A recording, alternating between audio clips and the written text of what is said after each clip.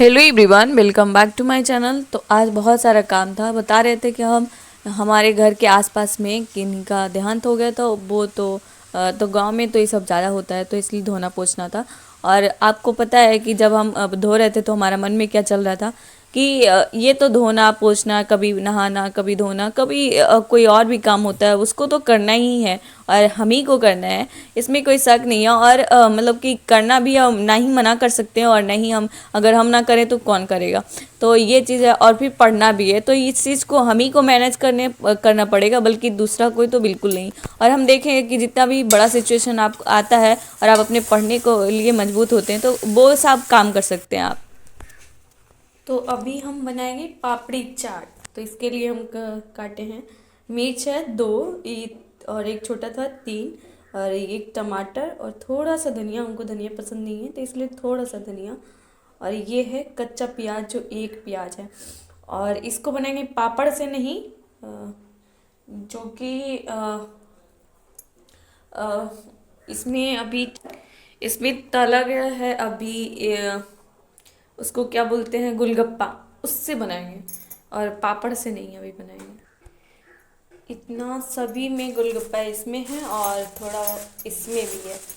ये बनाने का प्रोग्राम थोड़े टाइम से चल रहा था, तो आज पूरा हो गया है। वो इमली अभी भिगो के रख दिया गया है, तो इससे बनाएंगे। ये हम तोड़ के तैयार कर लिए हैं और इसमें डालेंगे हर एक चीज़, जो कि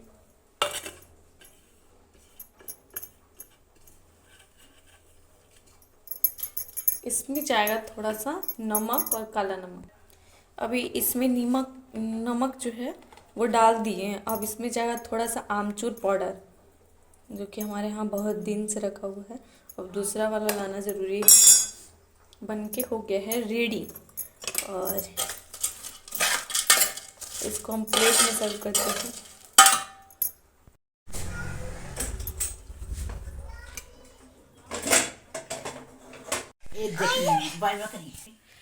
ये है हमारा बाबू, ठीक है। ये जब अभी 2 साल का बच्चा है और ये अपने पापा का ग्लव्स और अपने पापा का जूता चप्पल सब पहनना चाहता है। सब बड़े होने के बाद छोटा कपड़ा, छोटा चप्पल, या फिर मतलब बहुत अच्छे अच्छे स्टाइलिश पहनना चाहता है, छोटा में अपना साइज में। लेकिन जब बच्चे होते हैं तो ये लड़का अभी 2 साल का अपने पापा का ग्लव्स पहनता है और अपना पापा का जूता। देखेंगे, कभी कभी हम आपको दिखाएंगे, अपने पापा का जूता पहन के चलते रहेगा और बड़ा मजा लेगा। देखो इधर किसू, इधर देखो। और पता है आपको, जब आप दोनों काम को, यानी कि घर का काम और अपने पढ़ने को के लिए भी मन को मजबूत कर लेंगे और सोचेंगे बस करना है, जब भी आपको टाइम मिले बस आप अपने काम को, जो भी खाना बनाना है या फिर कोई अदर काम है, उसको टाइम से ख़त्म कर लीजिएगा। और 2 घंटा 1 घंटा जो भी लिमिट टाइम है वो उसके साथ कर लीजिएगा। और उसके बाद जो भी टाइम मिलेगा आपको, 1 मिनट, आधा घंटा, 15 मिनट, 30 मिनट, आपको जो भी टाइम मिलता है आप उसको टाइम पे लगाइए, आप उसको पढ़ने पे लगाइए। और उसको आप देखिएगा कि आप इतने मजबूत हो जाएंगे कि आपको कोई कहेगा नहीं कि आप कैसे टाइम निकाल सकते हैं, या फिर आपको कोई ये नहीं कहेगा कि आपको पढ़ने के लिए है और इस टॉपिक को मतलब कि मजबूत नहीं कर पाए। आप खुद ही इसके लिए इतने टाइम निकाल पाएंगे। और धीरे धीरे आप जिस दिन करेंगे उस दिन तो आपको कुछ समझ नहीं आएगा।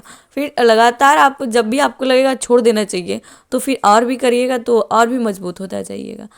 तो कभी भी आपको ऐसा लगे कि हमसे नहीं होगा, तो एक बार और प्रयास करिएगा, क्योंकि उसी टाइम लगता है जब हम बस अपने दिमाग को जितना कंट्रोल कर पाते हैं, जितना हम अपने सोच पाते हैं कि इतना कर लेंगे तो उतना हो पाता है। और जिस दिन सोच लेते हैं हमसे नहीं होगा, तो वो नहीं होता है। हमारे सोच पे बहुत ज़्यादा निर्भर करता है, इसलिए अपने सोच को मजबूत रखें। तो आज तैयार करना था 120, यानी कि, तो आज हमें रीड करना था, रीड करना है वो 120 से 140, यानी 141 पेज है इसमें। और टाइम भी बहुत कम है और मॉक भी लगाना है। तो इतना कम टाइम है कि 15 दिन में तो लगता है 2-3 दिन चला ही गया है। और 4 फरवरी से एग्ज़ाम स्टार्ट हो जाएगा। तो इसमें आप देख सकते हैं कि क्या क्या पढ़ना होता है। एक क्वेश्चन आपको अनलेस और अनटिल से आता है, इसके बारे में तो आप कंफर्म कर लीजिए कि इफ और अनलेस अनटिल ये सब के बारे में आएगा। प्रीपोजिशन से क्वेश्चंस आते हैं और जीरेंड से क्वेश्चंस आते हैं। तो मॉडल वर्ब से क्वेश्चंस भी आते हैं जो कि फिल इन द ब्लैंक्स या फिर आपको एक सेंटेंस दे के दे दिया जाएगा। और इनकरेक्ट भी आता है दो, कभी कभी तीन भी आ जाता है और कभी कभी दो आता है सिनोनियम, जिसमें कभी कभी तीन भी आ सकता है, तो इसके लिए आप तैयार रहें। और एंटोनियम भी दो आता है, तो ये भी है। और पैसेज भी आता है, अगर पैसेज आता है तो ठीक है, अगर नहीं पैसेज आता है तो आप क्या करें कि एक सेंटेंस दे दिया जाता है आपको और उसमें आपको फिल करना होता है। तो इसमें भी ग्रामर और वर्ड जो होता है, मीनिंग होता है, वोकैब होता है, सब कुछ हो सकता है, इसमें कोई दिक्कत नहीं है। आपको यहाँ ग्रामर भी चूज करना मिल जाएगा, हो सकता है आपको मीनिंग भी चूज करना मिलता है, तो ये अलग है। आर्टिकल भी होते हैं। तो एक आज हमें 20 टेस्ट है, 20 टेस्ट आपको लग रहा होगा कि हम एक दिन में एक बार में कैसे लगा सकते हैं, तो हमारा रिवीजन हो चुका है और इसको थोड़ा अच्छा से समझते हैं इसलिए, और इसको बहुत बार हमने देखे हैं इसलिए। और यहाँ देख लिए एक क्वेश्चन है 11 नंबर का, incapable of meaning making sorry और मिस्टेक्स एंड बीइंग रॉन्ग। कहता है इनकैपेबल, मिस्टेक्स को इनकैपेबल मेकिंग बनाना क्या कहलाता है।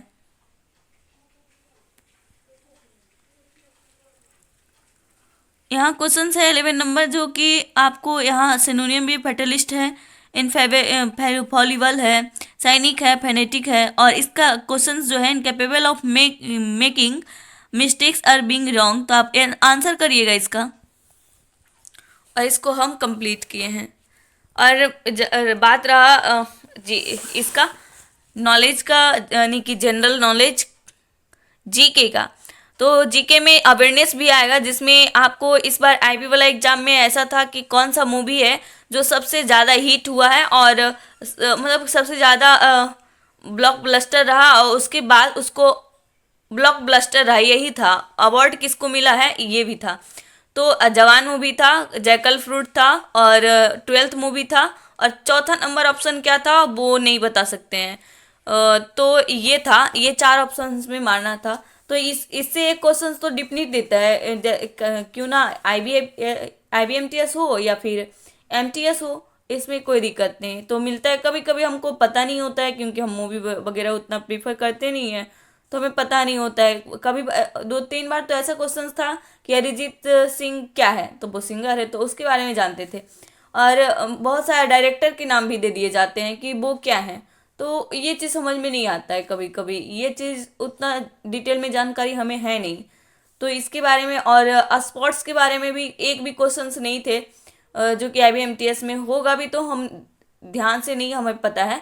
लेकिन ऐसा नहीं था कि स्पोर्ट्स में हम 2-3 से क्वेश्चंस ऐड किए थे, जो कि अक्टूबर नवंबर में आया था।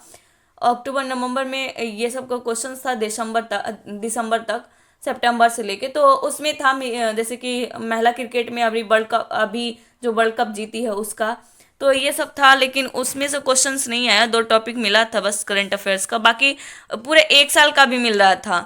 तो इसमें देखना बहुत ज़रूरी है। और कौन सा अवार्ड किसको दिया गया है, किसको नहीं दिया गया है, किसको पहले भी दिया गया है, तो इसके बारे में भी पूछता है स्टैटिक जीके में। तो इस बार तो हमें नहीं पता था, क्योंकि एक कोई CM है जिनका नाम कुछ अलग ही करके था, और वो दक्षिण से थे, मदुरै, चेन्नई, कोयम्बटूर और तमिलनाडु, तिरुचिरापल्ली तमिलनाडु नहीं था। तो ऐसे थे, तो उनको कहना, उन क्वेश्चंस का कहना था कि ये मतलब प्रॉपर इनका घर कहाँ है, ये कहाँ से आते हैं, तो इनके बारे में हमें जानकारी नहीं थी, तो ये क्वेश्चंस हमने नहीं बनाए। और इसमें आप क्वेश्चंस देख सकते हैं, इसको भी 118 से शुरू किए थे और 140 तक ख़त्म किए हैं। जो कि यहाँ कुछ लिखे हैं, राहें देखेंगी तेरी, राह देखेंगी भले, जमाने लग जाए जमाने लग जाए, चाहे जमाने लग जाए चाहे जमाने लग जाए, या तू आ जाए सही या हम ठिकाने लग जाए। ये वाला कोड था तो हमें अच्छा लग रहा था उस टाइम, कुछ गलती होगा तो बताइएगा। तो उस टाइम हमने कॉपी में लिख लिए थे। वैसे यहाँ भी आपको ये किरण पब्लिकेशन जो होता है ना, वो अच्छा गाइड करता है, कर ऐसा ही दिशा में सतत प्रयास तक मंजिल तक पहुँचाना आसान ही हो जाता है। बशर्ते प्रयास सही मार्गदर्शन के अनुरूप हो। ये बात सही है कि आप क्या पढ़ रहे हैं ये भी ज़रूरी है, कि आप कितना हार्डवर्क कर रहे हैं और किस दिशा में कर रहे हैं। अगर आपको पहले हमको लगता था कि यहाँ तो पढ़ना सब कुछ होता होगा, तो अब हमें बाद में फिर थोड़ा थोड़ा अनुभव होने लगा कि नहीं, अगर पढ़ना होता है तो सिलेबस ही पढ़ना होता है, क्योंकि पढ़ने के लिए तो इस दुनिया में बहुत कुछ है, बहुत सारे पुस्तकें हैं। अगर सबकी जानकारी हासिल करना हो तब इसमें इतना टाइम लग जाएगा कि एक एक एक सफल आदमी को बनते बनते काफ़ी उम्र हो जाएगा।